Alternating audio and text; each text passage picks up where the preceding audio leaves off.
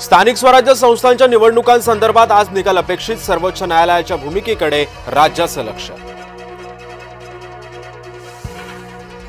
धमक्यांना घाबरू नका, मी डॉन बोर्डीकरांची लेक आहे, राज्यमंत्री मेघना बोर्डीकरांचा विरोधकांना इशारा। पश्चिम रेल्वेच्या मोटरमनमध्ये वाढता असंतोष, जुलमी कारभाराविरोधात मोटरमन आंदोलनाच्या पवित्र्या।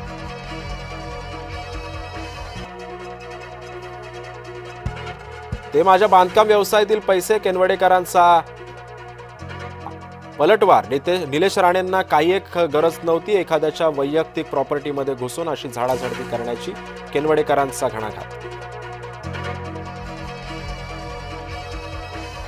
2 तारखेपर्यंत युती टिकवायची आहे, भाजपचे प्रदेशाध्यक्ष रवींद्र चव्हाणांच्या वक्तव्यानं राजकीय चर्चांना उधाण। मुंबई ठाणे मनपा निवडणूक युती एकत्रित लढणार की नाही यावर अजून प्रश्नचिन्ह कायम।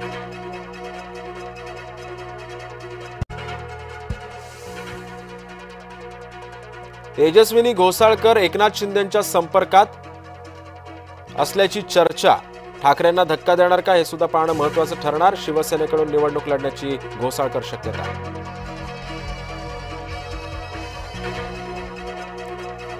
अजित पवारांनी ठरवलं की त्याचा करेक्ट कार्यक्रम होतोच, राष्ट्रवादी काँग्रेसचे आमदार राजू खरेंचं वक्तव्य। अजित पवार दिलेला शब्द पाळतात, राजू खरेंची प्रतिक्रिया।